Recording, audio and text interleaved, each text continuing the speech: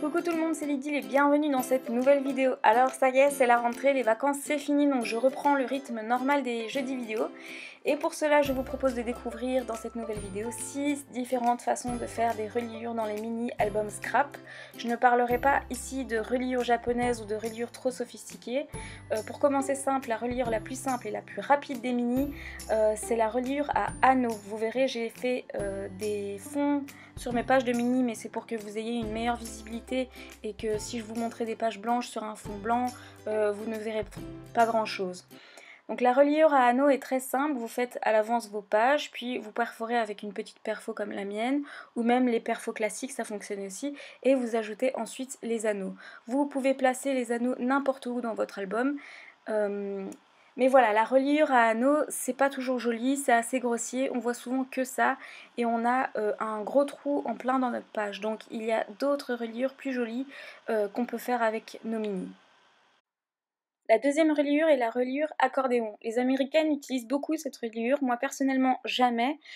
C'est une reliure qui est pour moi un calvaire, à chaque fois je rate, ce n'est pas propre. Mais je vous la montre quand même si vous arrivez à dompter cette reliure. Il faut pour ça faire la reliure centrale en accordéon, vous marquez les plis avec une machine ou comme moi avec le cutter en traçant légèrement et vous pliez une fois à l'intérieur et une fois à l'extérieur pour avoir l'accordéon. Les plis qui sont plats à gauche et à droite seront destinés à être collés sur votre couverture. Le reste, il vous faut coller les pages sur les plis de l'accordéon au centre. Certaines américaines y insèrent également des enveloppes et créent des pages enveloppes comme ça. Et je vous montre ensuite comment on colle au centre de notre couverture. Là, je n'ai pas fait la couverture, mais je vous montre juste sur un bout de papier.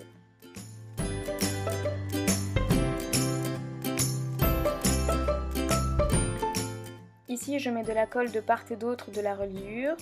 Ensuite, je ferme bien l'accordéon avant de le coller sur la couverture. Et voilà. La troisième reliure est la reliure agrafée. C'est une reliure très simple et on peut faire plein de beaux petits carnets avec. D'abord, on plie en deux nos papiers, cartes ou pages. Et ensuite, on utilise une grande agrafeuse relieuse comme la mienne. Si vous n'en avez pas de panique, je vous montrerai comment faire sans cette agrafeuse. Donc il suffit de regarder combien de centimètres de large je fais mon carnet, d'ajuster la barre rouge à la taille de mon carnet et de placer mon carnet et ensuite on agrafe. Cette agrafeuse peut agrafer jusqu'à des carnets A3, donc A2 de large et 20 feuilles en épaisseur.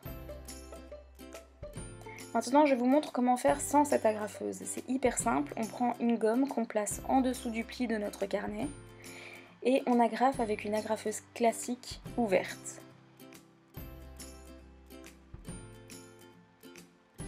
Ensuite, on enlève la gomme et on plie l'agrafe à l'intérieur du carnet. Et voilà. J'adore cette reliure, je la fais tout le temps.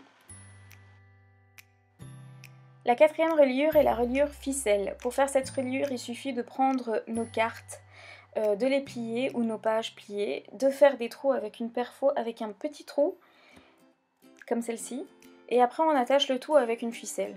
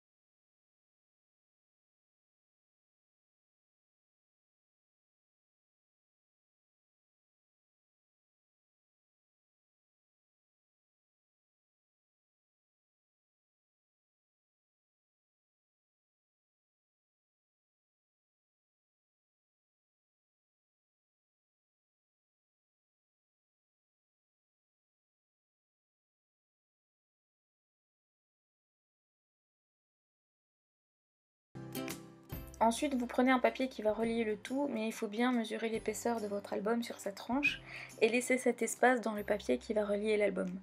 Vous mettez un peu de colle à l'avant de la couverture et à l'arrière, mais pas sur la tranche. Et voilà votre album.